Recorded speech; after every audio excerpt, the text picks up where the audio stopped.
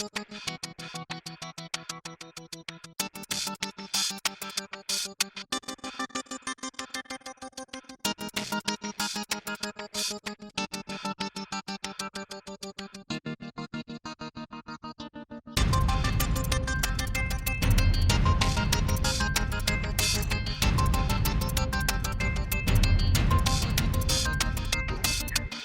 my name is Nishan. I'm a student worker at the Watt Beach Planetarium. This is the second video in the series, Life of a Scientist, and today I'll be talking about my favorite physicist, Richard Feynman. I first came across Feynman when I was in grade 11. I used to love reading biographies back then. I was just searching for a biography of a physicist, and there it was. Surely a joking Mr. Feynman lying around at some corner of the internet.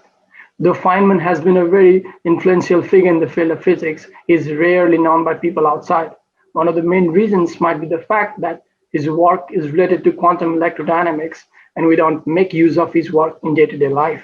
However, Feynman was far, far away from a conventional physicist, and his colorful life might definitely be inspiring for all of us. On that note, let's begin today's episode.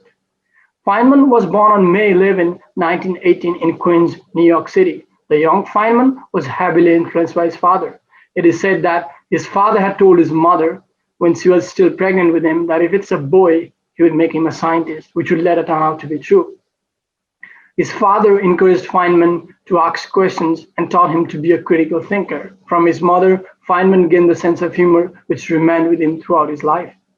Melville, his father, inspired young Feynman to the journey of science. He used to take him to the museums, nature walks, and purchased him an Encyclopedia Britannica. He used to put little Feynman on his lap and read him the encyclopedia all the time. From a very young age, Feynman was brilliant in mathematics. He taught himself calculus when he was still in high school.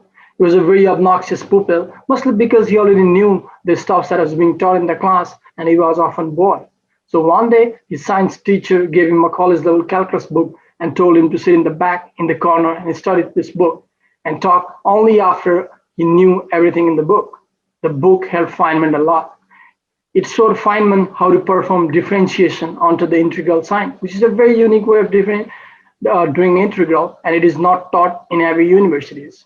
But Feynman got onto that method and used that tool again and again. As a result, later in his undergraduate years at MIT, Feynman gained popularity by solving the difficult integrals that no other students could. After graduating from MIT, Feynman moved to Princeton. At Princeton, Feynman met John Wheeler, who was his academic advisor, and they even published two papers together. When he was still a doctoral student in Princeton, Feynman was asked to join the atom bomb project, codenamed Manhattan. The terrifying idea that Germany, being the center of physics, could make the bomb first, leading the world to destruction, forced Feynman to join the project. At Los Alamos, Feynman met the giants of physics like Oppenheimer, Fermi, Niels Bohr, and many more. Despite being a group of great physicists, building the bomb was not an easy task. It was very challenging, especially because of computation. Since there were no computers at that time, all the calculations were done by hand, as a result of which the progress was very slow. But the situation soon changed after Feynman arrived. Feynman found a new way of getting the calculations done. He saw a way of dividing the calculations into different parts and providing separate operations to different people. And after they did all of their tasks together, the operations would be combined together, getting the result they desired. This led to a massive leap forward in productivity. Instead of 3 large problems being solved in 9 months, now the team was solving 9 problems in just 3 months. This was just regular Feynman. He was very good at seeing problems from different angles, which most people often missed, that often led to the solutions. Despite all the seriousness and tension going around in Los Alamos, Feynman always found a way to keep himself amused, one of which was his famous lock-picking mischief. Picking locks and pranking people was a welcome distraction for Feynman. However, life was not all far from Feynman. In a hospital nearby was his wife, Arlene, confined to the bed, slowly dying of tuberculosis. After the death of his first wife at 25, Feynman was heartbroken and he was forced to confront the reality. The weapon he had helped to create caused a huge destruction in Hiroshima on 6th August and in Nagasaki on 9th, killing more than 80,000 people. This pushed Feynman towards the darkness. Feynman was offered a position of professor in Cornell University in 1945. However, Feynman had his doubt. I wasn't wonderful. I thought to myself, I haven't done anything important and I'm never going to do anything important, Feynman told in one of his interviews. However, it was the fun in physics that brought Feynman back to it. A new area of quantum mechanics called quantum electrodynamics had just emerged, and the giants of physics were having difficulty in understanding it. Feynman had these urges to understand the electromagnetism and the behavior of subatomic particles, which he stuck with it for the rest of his life.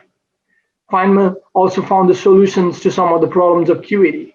However, just like him, Feynman's solution to the infinities of QED were very unconventional. He saw the equations in terms of pictures that look like squiggly diagrams, now famously known as Feynman diagrams. While it took other people months to find the solutions, Feynman could do them in days with his squiggly diagrams. It was a total new and strange way of writing the equations, but the effectiveness of these diagrams could not be questioned, thus everyone stuck with it. Besides his work on QED, Feynman also developed a physics curriculum for Caltech University. It is a series of lectures which was later turned into a book. With his impressive ability to explain complex stuff in a common language, Feynman lectures in physics have become an important means of inspiration for millions of physics students like myself across the globe. Feynman died in 15, February 15, 1988 at the age of 69. Even after his death, Feynman keeps on inspiring numerous people to pursue what they want just for the fun of it. Feynman became what is today because he was genuinely curious and skeptical about the physical world. He taught us to not blindly follow the authority and to remain curious throughout our life. To quote his friend Ralph Langton, an artist, safecracker, practical joker, and storyteller, Feynman's life was a series of combustible combinations made possible by his unique mixture of high intelligence, unquenchable curiosity, and eternal skepticism. Thank you.